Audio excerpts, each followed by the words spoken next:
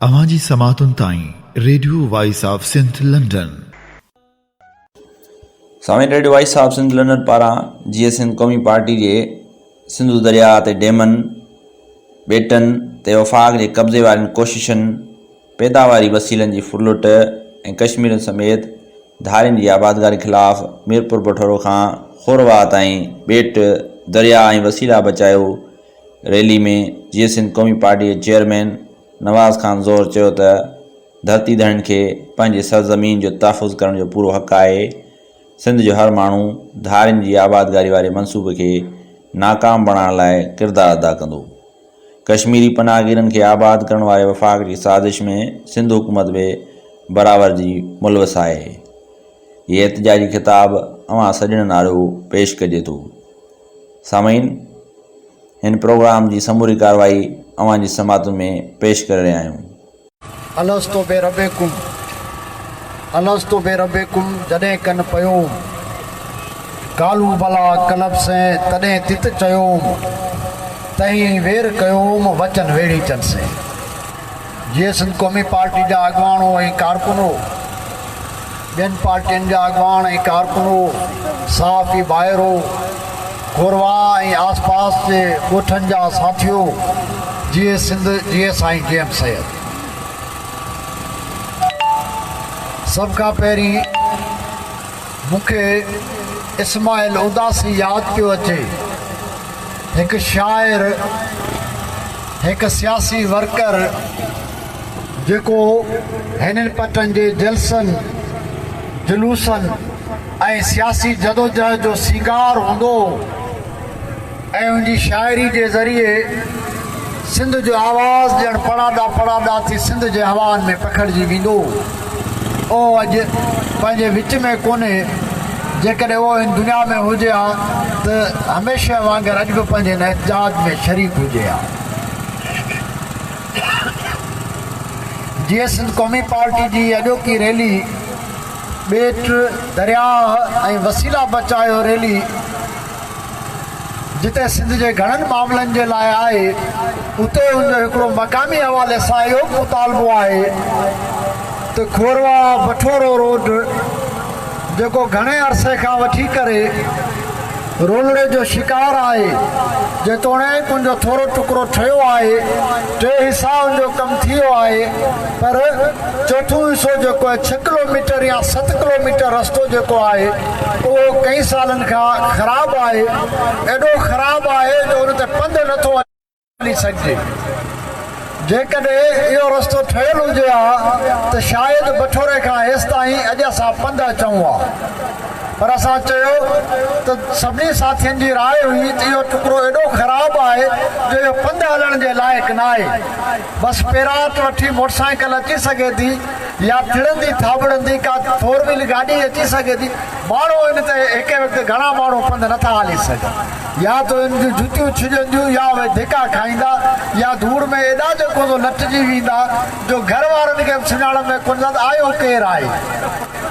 तंहिंजे करे असां चयो त गाॾियुनि ते था हलूं त असां इहो मुतालबो बि करियूं था हितां जे चूंडियल नुमाइंदनि खां बि, हितां जे ऑफिसरनि खां बि, रोड्स खाते खां बि, ऐं गॾोगॾु हिते तेल ऐं गैस जूं जेके फील्डूं आहिनि असां उन्हनि खे बि चऊं था त तव्हां हिन इलाइक़े जो खटियो त खाओ था, हितां जी दौलत जेका उहा मेड़े सेड़े खणी था वञो, पर तव्हांखां हितां जा रोड रस्ता नथा ठहनि। इहो रोड त घटि में घटि ठहिरायो त इहो रस्तो ठहणु खपे। इहो वजो की हिन रैली जो बठोरे खां खोरवा ताईं वारी रैली जो हिकिड़ो मुख्य उनवान आहे।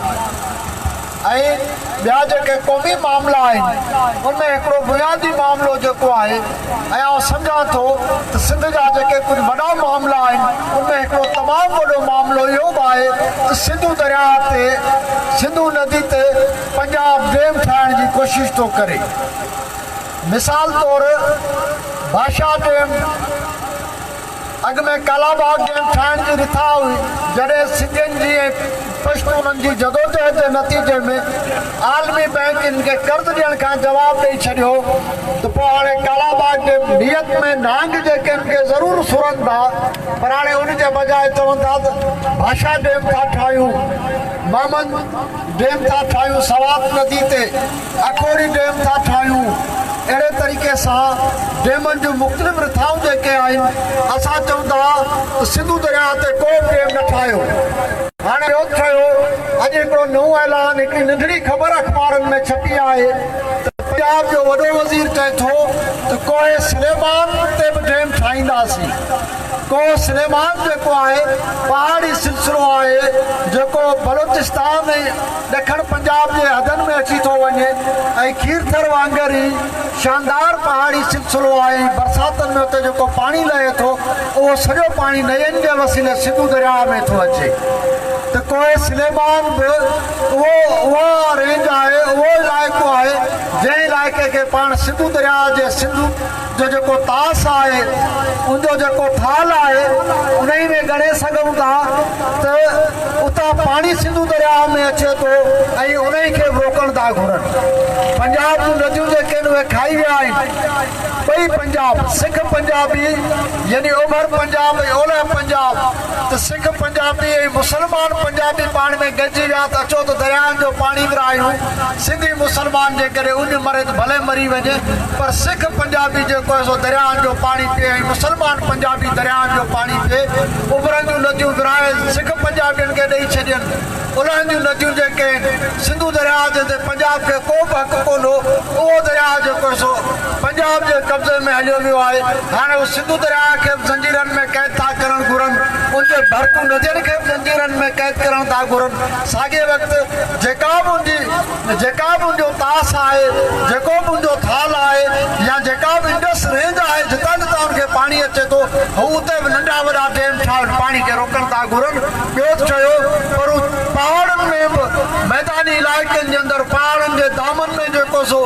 डैम ठाहे सिंधु जो पाणी रोकण था घुरनि असीं चऊं था त सिंधु दरिया सिंध जी लाइफ लाइन आहे सिंधु दरिया सिंध जी ज़िंदगी जो मरकज़ी नुक़्तो आहे ऐं उहो समाजी हवाले सां माहौलियाती हवाले सां ज़रई हवाले सां मुआशी हवाले सां ऐं ज़मीनी हवाले सां तिबई हवाले सां हर हवाले सां सिंध जे बका ऐं बचाव जो ज़ामन आहे तंहिंजे करे सिंधु दरिया ते पंजाबियुनि खे डैम ठाहिण जो को बि इख़्तियार न आहे सिंधु दरिया ते को डैम न ठाहियो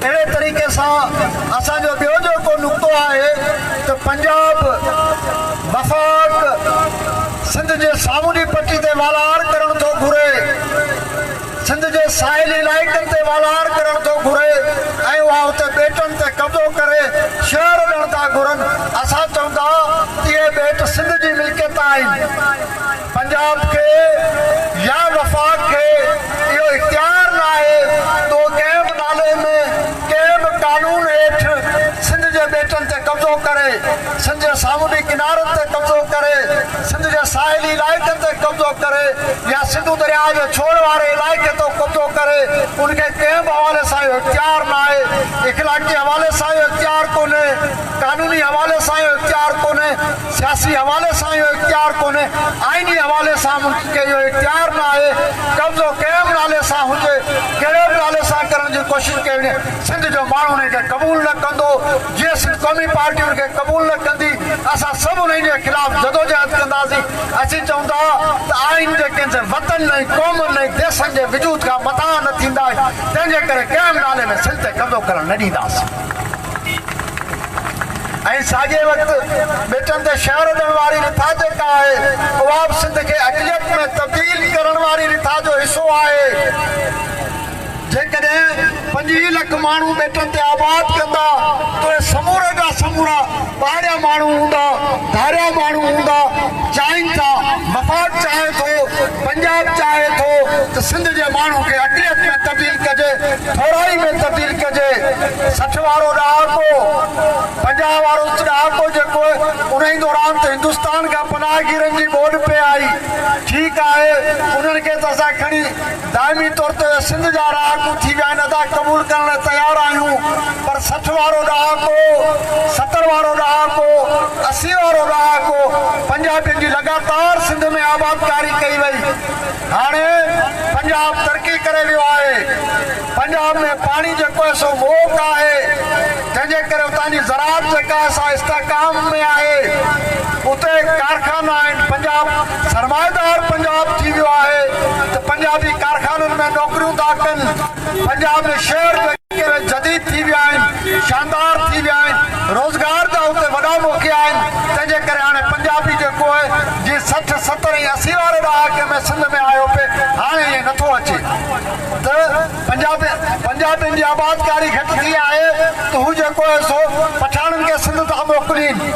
पठाणनि खां पोइ हाणे जॾहिं पठाणनि जी आबादकारी बि घटिजी वई आहे त ॿाहिरां जेके माण्हू आहिनि चवनि था भान जा धारिया जेके आहिनि सिंध में अचनि। मिसाल तौर नेपाल बर्मा में मामिलो थियो, रोहिंगन सां मामिलो थियो, तिन्हनि जो त रोहिंगा मुस्लमान असांजा भाइर आहिनि, उहे सिंध अचनि। लख जी लानत हुजे, इस्लाम जो मुसलमानी जो ठीको रुगो असां कयो आहे छा? रोहिंगा नेपाल में वेही चंद नेपाल खे विरायो त ज़ाहिर आहे नेपाली बाग़ैरत क़ौम जेका आहे, जेतोणीकि उनमें तशद्दुद जो एतिरो अंसर ज़रूरु हो जो औरतूं ऐं ॿार मुतासिर थिया।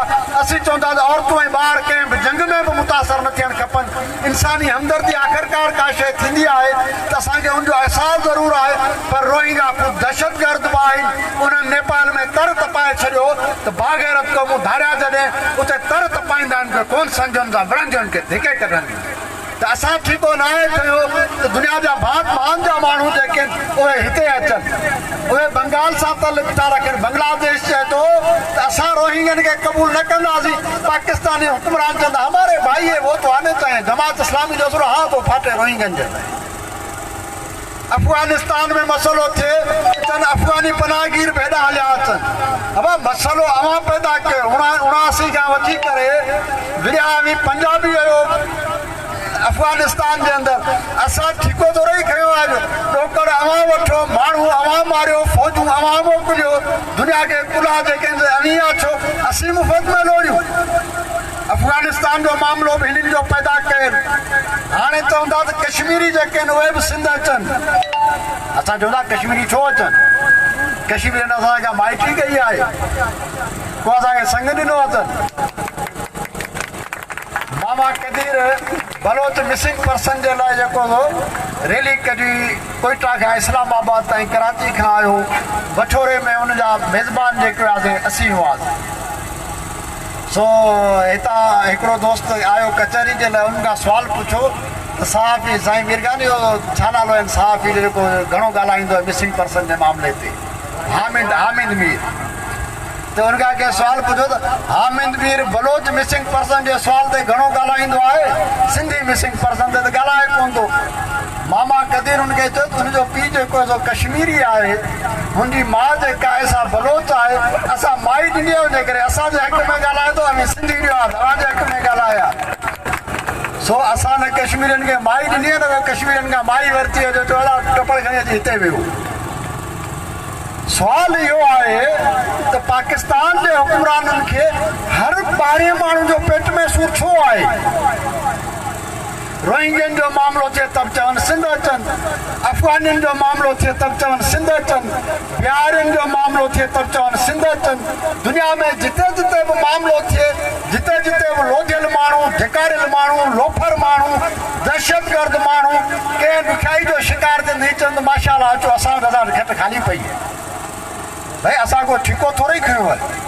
पंजाब में नथा रहायो, जॾहिं बिहारी पंजाब में रहींदासीं, जुल्फकार भुट्टे जे दौर में इहा महिरबानी थी त उनखे उते रहींदासीं। सभु जेको हिते अची था त हुक्मरान केर बि हुजे पाकिस्तान जो, धारियुनि जे सुवाल ते उनजो मौक़ो साॻियो आहे। जुल्फकार भुट्टो चए त बिहारियुनि खे घुरायो, मोहतरमा शहीद बेनज़ीर भुट्टो चए बिहारियुनि खे घुरायो। 88 में मोहतरमा सवाब दारिन पे कटियो। असां धरणो हुयोसीं अब्दुल वाहिद आरिसर साहब जी अॻवानी में स्टार गेट ते, बिहारी न खपनि।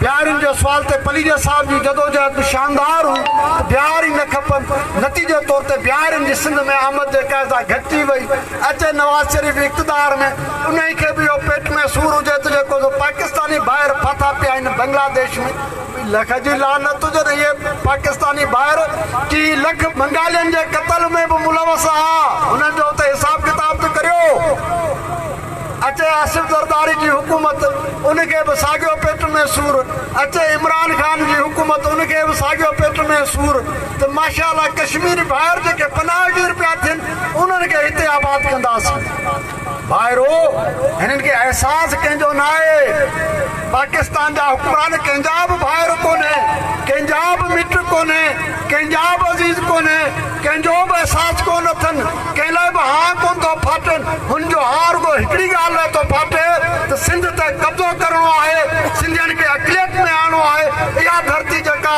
वसीलनि सां मालामाल आहे गरम समूह सां मालामाल आहे उन खे की फबाइजे उनजे करे मान जा धारिया सिंध वठी था अचनि असां चवंदा रुॻो अफ़गानी दहशतगर्दी में मुलवस न आहिनि कश्मीरी बि दहशतगर्दी में मुलवस आहिनि ठीकु आहे अला हमी चओ था उहे मज़लूम आहिनि इंडिया उन्हनि खे मारे थो मारींदो हूंदो पर ब्राह्मण जेके कश्मीरी ब्राह्मण आहे उन्हनि खे त मुजाहिदनि मारे कश्मीर मां भॼाए छॾियो आहे भाउ उन्हनि जो त अबाणो वतन हो त कश्मीरी बि अफ़गानियुनि वांगुरु दहशतगर्द आहिनि असीं चवंदासीं को बि दहशतगर्द सिंध में न खपे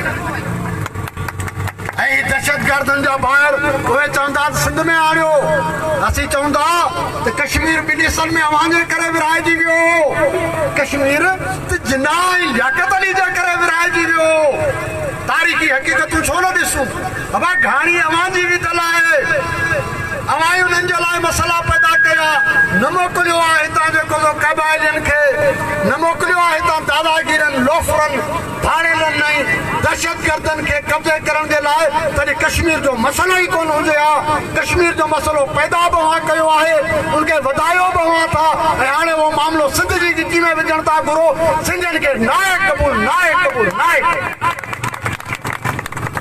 ऐं कहिड़ा कश्मीरी हेॾा आणण था घुरो इंडिया जे पासे वारा कश्मीरी आणण था घुरो उन्हनि खे भई तव्हां आज़ाद कश्मीर जी दवा छाजी था करियो आज़ाद कश्मीर में ज़मीन हुजे हुते रहियो असांजो हक़ीक़त जूं ॿई कश्मीर ॿाहिरि आहिनि पाण में ठही वेंदा हाणे त ओरिया बि चवंदासीं हिननि मां बची फाथा आहे ॿई कश्मीरी वीचारा कश्मीरी आहिनि वाक़ई कंहिं हद ताईं मज़लूम हरामी बि पहिरें जोड़ जा आहिनि पर कंहिं हद ताईं ठीकु आहे त मज़लूम आहिनि रधा उन्हनि मज़लूमनि लाइ अञा कुझु ॾींहं अॻु में सिंध जे सभिनी शहरनि में लॻभॻि सभिनी शहरनि में असांजे मुलनि असांजे मौलवियुनि असांजे इंसानी हक़नि जे जेको सो कारकुननि असांजे सिविल सोसाइटी जे कारकुननि असांजे समाजी तंज़ीमनि असांजा उहे समूरा माण्हू जेके किथां न किथां उन्हनि खे हिदायतूं मिलनि थियूं त वीचारा उन्हनि ते पूरा ॾियण जी कोशिशि था कनि उन्हनि समूरनि माण्हुनि मुज़ाहिरा कया कश्मीरी यकजहती जे नाले में अदा उहे 1 लख माण्हू त भला थी वेंदा सॼी सिंध में इन्हनि 1 लख माण्हुनि खे पहिरीं त कश्मीर में आबाद करियो पोइ असीं सोचींदासीं सिंध खे हिकिड़ो एकड़ बि पंजाब में ॾियण जे लाइ तयारु न आहिनि त सिंध जो को माण्हू हुते ज़मीन वठी वेहे हितां जा पंहिंजा MLA MPA पंहिंजा हुकुमरान इस्लामाबाद या लाहौर में घर बि जेके मसवाड़ ते था वठनि खे पंहिंजा घर न आहिनि या वरी के पंजाबी जे नाले ते था वठनि सिंधी खे हुते घर ठाहिण नथा ॾियो कश्मीर में एतिरो थो त कश्मीर में इहो भलालिल कश्मीर में आइन में इहो पास थियलो त को बि गैर कश्मीरी जेको आहे भले हिंदुस्तान जे कहिड़े बि इलाइक़े जो रहवासी हुजे कश्मीर में ज़मीन ख़रीद नथो करे सघे कश्मीर में मिल्कियत जेको आहे सो नथो रखी सघे कश्मीरियुनि जी ज़मीन कश्मीर जी ज़मीन ऐं कश्मीर जा वसीला उनजी मिल्कियत जेका आहे कश्मीरियुनि जी मिल्कियत आहे उन्हनि जे जेको सो हक़ में आहे हिते त पाकिस्तानी हुकुमराननि हिन रियासत असांखे त बेचकेत बणाए छॾियो आहे त सॼी दुनिया जा जेके भात पंहिंजा रोलाक आहिनि उहे सभु सिंध में अचनि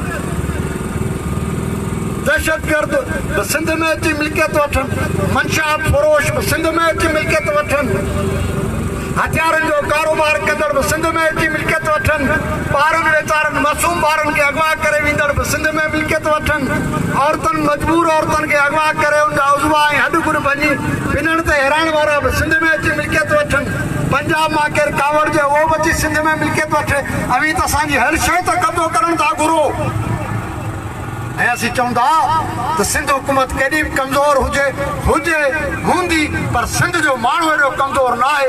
सिंध जो माण्हू पंहिंजे वतन सां मोहबत थो करे, पंहिंजे देश सां मोहबत थो करे, पंहिंजे क़ौमी वजूद सां मोहबत थो करे, उहो धारे बर्दाश्त न कंदो।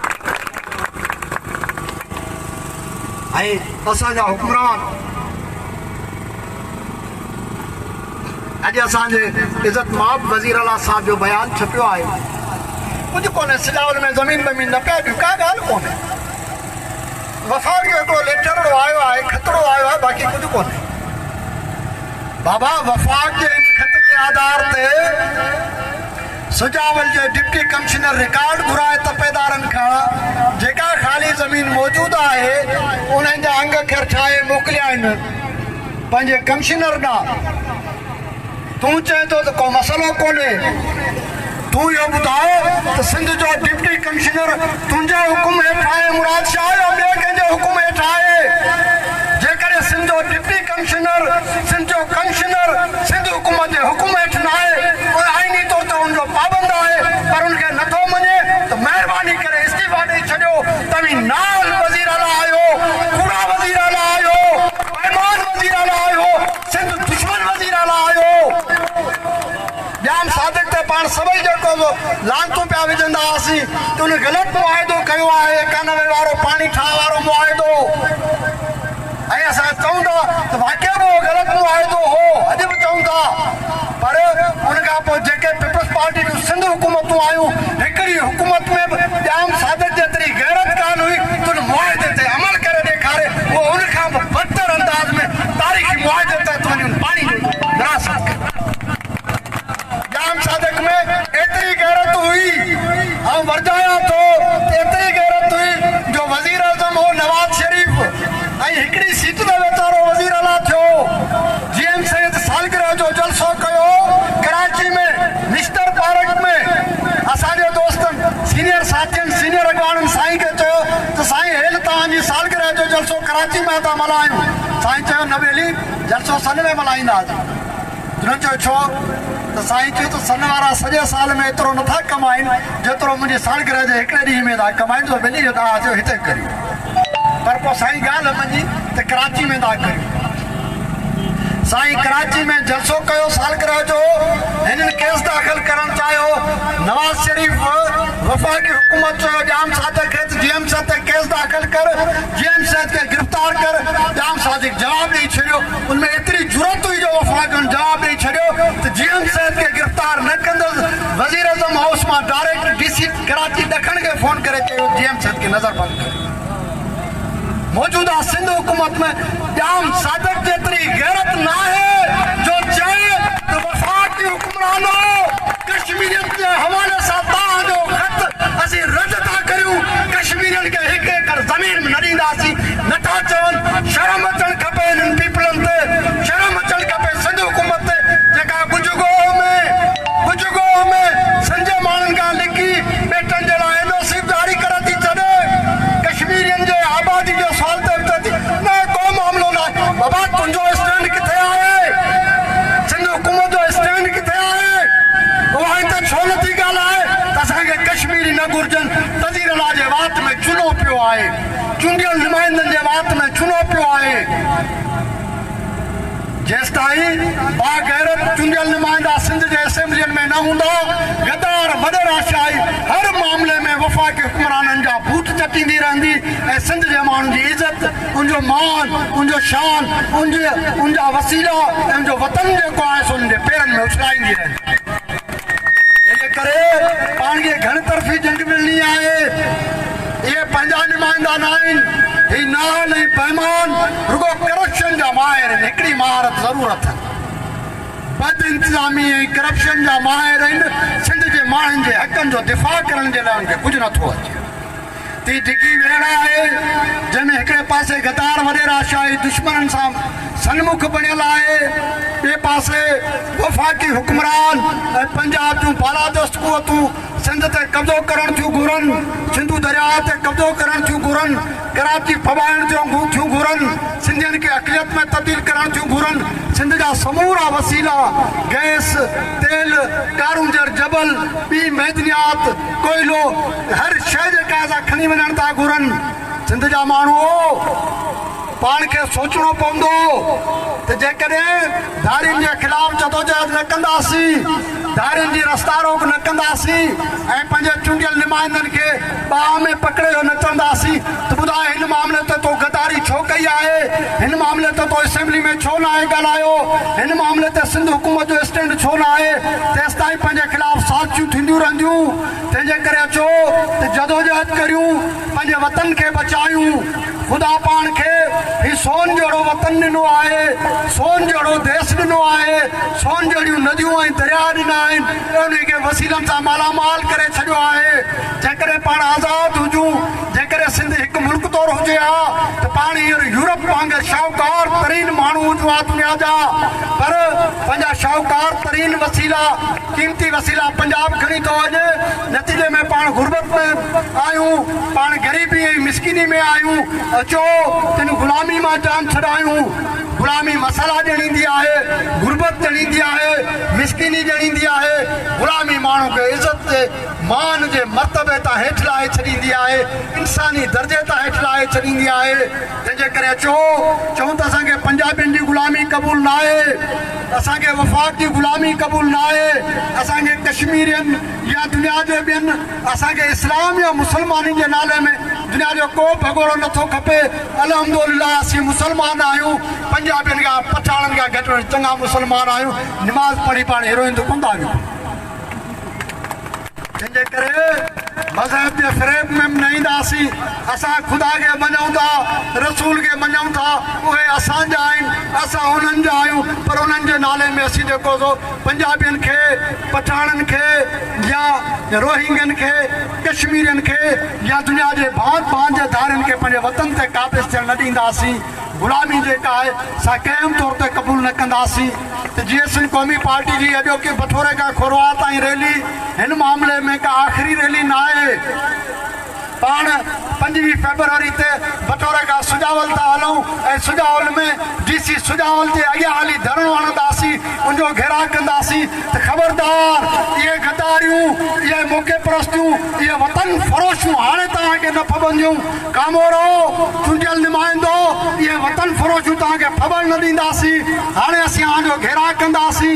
जेकॾहिं को कामोरो अंग्रेज़नि जे दौर में अंग्रेज़ हुकुमरान जेकॾहिं का राय वठंदा त उनमें असांजा DC कलेक्टर या वेंदो जेको मुख़्तियारकार नंढो ऑफिसर हूंदो उहो पंहिंजी राय लिखंदो त हीअ रिथा मक़ामी माण्हुनि जे फ़ाइदे में आहे या नुक़सान में आहे। उहो विढ़ंदो हुकूमत सां जेकॾहिं उहा रिथा नुक़सान में हूंदी। असांजो नंढड़ो ऑफिसर जेको हूंदो विढ़ियो पियो हूंदो वॾी सरकार सां त इहा रिथा हितां जे माण्हुनि जे नुक़सान में या न थियणु खपे। हाणे नंढड़े कामोरे वीचारे जी का हैसियत ई कान्हे, पर जेके वॾा कामोर आहिनि उन्हनि खे बि उहो हुकुम थो थिए त उहे जेको यकदमि आमना सदक न था चवनि त असां चऊं था त इहे दरबारनि में हाज़िरियूं, इहे जेको सो हथबदी बीहण, इहो हर शइ ते आमना सदक न करणु। हाणे कामोरनि खे फबण कोन ॾींदासीं। ऐं जेकॾहिं कंहिं हिकिड़े बि सिंधी असेंबली जे मेंबर, सूबाई असेंबली जे मेंबर या सेनेट जे मेंबर इहो ॻाल्हायो त सिंधी कश्मीरियुनि खे सिंध में आबाद करण ते राज़ी आहिनि, तॾहिं असीं ऐलान था करियूं त ठटे खां वठी कश्मीर ताईं, घोटकी ताईं, कहिड़े बि ज़िले, कहिड़े बि इलाइक़े जो MPA हूंदो, MLA हूंदो या सेनेटर हूंदो, GSN क़ौमी पार्टी जे दर ते वञी धरणो हणंदी, उनजो घेराव कंदी। अहिड़े तरीक़े सां सुजावल ज़िले इंतिज़ामिया जी पाण 25 फेब्रुआरी ते बठोरे खां रैली था कढूं, हली DC ऑफिस जे अॻियां धरणो था हणूं। उनखे चवंदा तूं लिख त असांखे धारियो न खपे, तूं लिख त हिते कश्मीरियुनि लाइ का बि जाइ न आहे, तूं लिख त सिंध जे माण्हुनि जे अॻु में ई वसीलनि ते वॾी वालार आहे, उहे अॻु में ई गुरबत जो शिकार आहिनि। तूं इहो लिख त इहे माण्हू जेके आहिनि से नथा चाहिनि हिते धारिया अचनि। जेकॾहिं तूं इहो लिखींदो तुंहिंजे भले अचनि त असां तुंहिंजी ऑफिस ते धरणो हणंदासीं, पर असांजो ॿियो धरणो तुंहिंजे घर जे दरवाज़े जे अॻियां हूंदो। तुंहिंजा ॿार, तुंहिंजा घर वारा बि असां गॾु अची वियनि, चवनि त बाबा गद्दार आहे, असीं गद्दार जे घर में वेहणु पसंदि न कंदासीं। अचो जदोजहद करियूं, अचो नौजवानो ॻोठाणो जीअं सिंध क़ौमी पार्टी जा मेंबर बि थियो, अचो त सियासत करियूं। सियासत ई पंहिंजो वतन बचाए सघे थी। सियासत जे वसीले ई पाण पंहिंजी मंज़िल माणे सघूं था, क़ौमी मंज़िल माणे सघूं था। तंहिंजे करे अचो जदोजहद करूं, सियासत करियूं, पंहिंजे वतन जे ख़िलाफ़ साज़िशुनि खे रोकियूं ऐं पंहिंजे आईंदे नसल जे लाइ शानदार मुस्तक़बिल जोड़े वञूं। ऐं तव्हां सभिनी साथियुनि जो वरी घुराए थो। महिरबानी। सामीन, ये एहतजाज जीअं सिंध क़ौमी पार्टी पारां सिंधु दरिया ते डेमनि ॿेटनि ते वफ़ाक़ जे कब्ज़े वारनि कोशिशनि, पैदावारी वसीलनि जी फुरलुट, कश्मीर समेत धारियुनि जी आबादियुनि ख़िलाफ़ मीरपुर बठोरो खां खोरवा ताईं ॿेट दरिया ऐं वसीलो बचायो रैली कढी वई हुई। सामीन, हिन प्रोग्राम बाबति के बि राय ॾियणी हुजे असांखे ईमेल कयो। असांजी ईमेल एड्रेस आहे info@radiovoiceofsindh.com।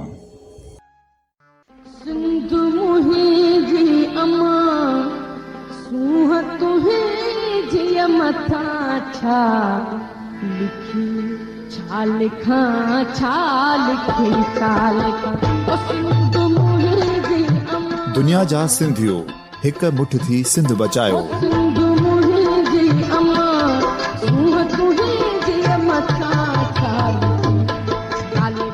सिंध जो क़ौमी आवाज़ radio voice of Sindh London.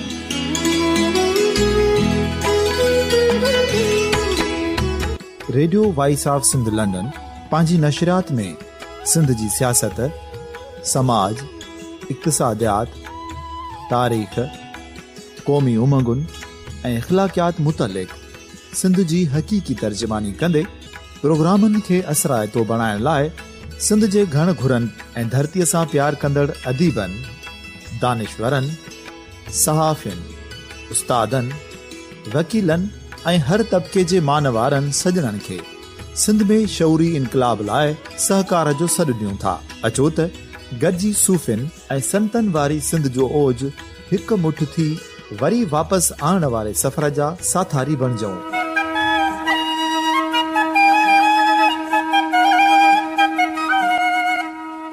हिक नए सुबुह जी शुरूआत जो पड़ाॾो घर घर, ॻोठ ॻोठ ऐं शहर शहर ताईं पहुचायो। शाल सिंध आबाद ऐं ख़ुशहाल थिए, सिंधी माण्हू सुखियो ऐं सताबो थिए।